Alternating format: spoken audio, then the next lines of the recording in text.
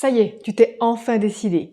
Tu as plus de 45 ans et tu as enfin compris l'importance de l'activité physique et surtout du renforcement musculaire.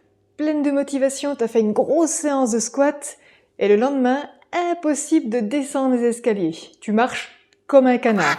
Avoue, ça t'est déjà arrivé. Et je te rassure, à moi aussi, c'est déjà arrivé. Et tu te demandes forcément, ces courbatures, est-ce que c'est normal? Est-ce que ça veut dire que tu as bien travaillé? Et surtout, est-ce qu'on peut les éviter?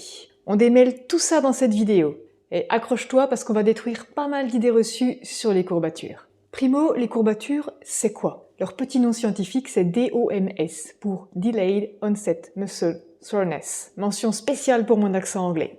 En français, on peut traduire ça par douleur musculaire d'apparition retardée. Retardée parce qu'elles apparaissent souvent 12 à 24 heures après l'activité physique, avec en général un pic quand même entre 24 et 48 heures. Elles vont durer entre 3 et 7 jours et faire plus ou moins mal en fonction de leur intensité. Toi aussi, tu l'as, cette image du canard quand tu descends les marches?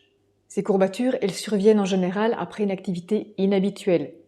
Par exemple, quand tu reprends un sport après une longue période d'inactivité. C'est-à-dire que tu appliques une charge d'entraînement beaucoup trop élevée par rapport à des capacités musculaires actuelles. Ça va, on le sait. Mais à quoi c'est dû exactement? On a longtemps cru que c'était à cause de l'accumulation d'acide lactique dans le muscle. Mais aujourd'hui, on sait que l'acide lactique est éliminé du muscle 30 à 60 minutes après l'activité. Donc ça ne peut pas expliquer une douleur qui survient 48 heures après. Et puis on a aussi pensé que ça pouvait être dû à des micro-lésions au niveau du muscle. Mais les études récentes montrent que la douleur n'est pas toujours corrélée aux dommages tissulaires. On a aussi d'autres hypothèses qui sont avancées, comme un stress mécanique important, une inflammation locale, ou encore une plus grande sensibilité des récepteurs nerveux au niveau du muscle. En bref, la douleur ressentie au niveau du muscle résulte d'un mécanisme neuro-inflammatoire plutôt complexe. Autrement dit, on ne connaît pas encore précisément le mécanisme exact des DOMS.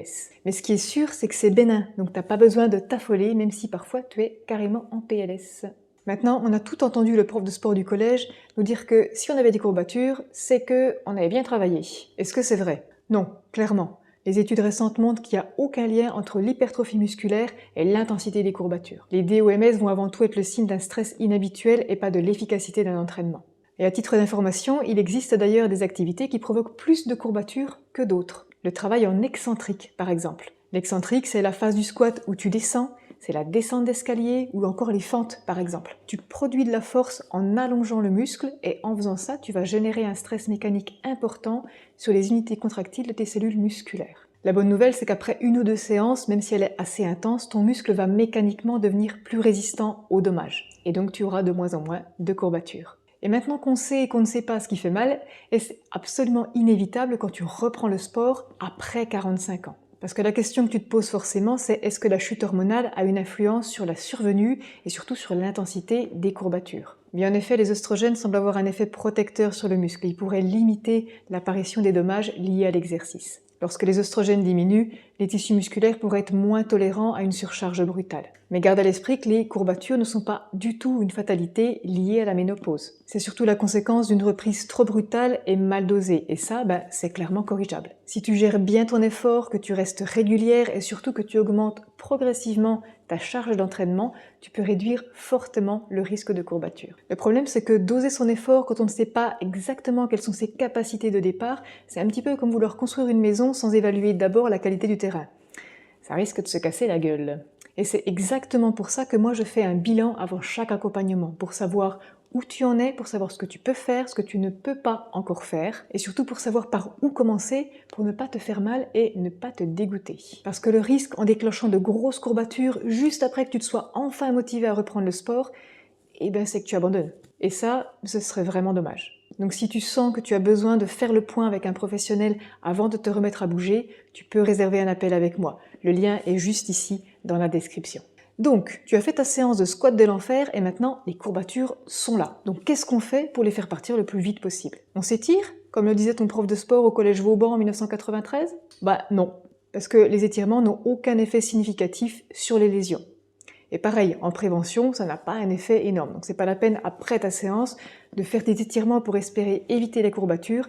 Ça marche pas. Appliquer un pack de froid ou faire un plouf au milieu des glaçons, pas mieux. La douleur va s'atténuer, certes, mais ça n'aura aucun effet sur la réparation tissulaire. Un bain chaud, idem. À un moment donné, j'ai même entendu parler d'un bain chaud avec du bicarbonate de soude. ouais, c'est tout doux, c'est alcalin, c'est sympa, pourquoi pas.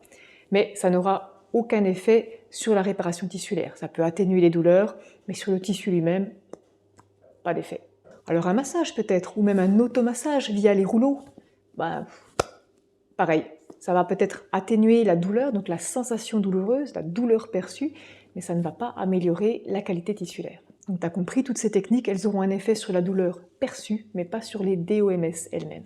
Et les facteurs les plus efficaces qui semblent pouvoir améliorer vraiment les courbatures sont, comme toujours, les plus simples. Bien dormir pour récupérer et permettre aux muscles et aux tissus autour de bien cicatriser. Apporter suffisamment de protéines dans ton alimentation. En général, on parle d'une dose entre 1,2 et 1,6 g par kilo de poids de corps par jour. Et évidemment, s'hydrater correctement en buvant environ 1,7 litre d'eau par jour. D'ailleurs, si le sujet t'intéresse et que tu as envie de savoir quoi privilégier dans l'alimentation après 45 ans, j'en parle ici dans cette vidéo. Enfin, est-ce qu'il faut se mettre au repos complet quand on a des courbatures? À ton avis? Ben non, bien sûr. Alors, évite de partir sur un nouvel entraînement délirant, ça va de soi, mais par contre, tu peux aller marcher un petit peu, tu peux bouger, tu peux respirer, faire un peu de mobilité douce, bref, fais ta vie. C'est la meilleure façon de récupérer tranquillement. Alors oui, ça peut piquer un petit peu, mais au bout de quelques heures, vraiment ça ira mieux. Si tu m'as suivi jusqu'ici, tu as donc compris que les courbatures, c'est pas le signe que tu as bien bossé ou que ton entraînement a été particulièrement efficace. C'est surtout le signe que l'effort a été soit inhabituel, soit trop intense pour ton niveau actuel. Et la bonne nouvelle, c'est que c'est évitable, à condition de savoir doser ton effort et d'être progressive dans ton entraînement. Augmenter la charge de 5 à 10% chaque semaine, c'est ce qui semble être le plus raisonnable et le plus efficace pour progresser efficacement en toute sécurité. Donc si tu cours 20 minutes en semaine 1, tu vas courir 22 minutes en semaine 2. Je sais que ça a l'air un petit peu trop réglé comme ça, mais c'est vraiment ce qui est le plus efficace. Une augmentation de 5 à 10% chaque semaine. On l'a vu, les étirements, le froid, le massage, ça n'a un effet que sur la douleur et pas sur les lésions tissulaires. Le meilleur moyen de les limiter, c'est encore de favoriser la récupération en dormant bien, en mangeant suffisamment de protéines et en t'hydratant correctement. Et en tous les cas, n'oublie pas que reprendre le sport de façon intelligente et progressive, c'est la meilleure façon de ne pas te faire mal. Et si tu veux être accompagné pour ne pas finir en PLS dès la première semaine d'entraînement, le lien pour réserver un bilan avec moi est juste en description. Si cette vidéo t'a plu et que tu es toujours là, mets-moi un emoji de canard en commentaire et va vite voir la vidéo qui apparaît, je crois, ici, pour faire avec moi une courte séance de renforcement sans courbature.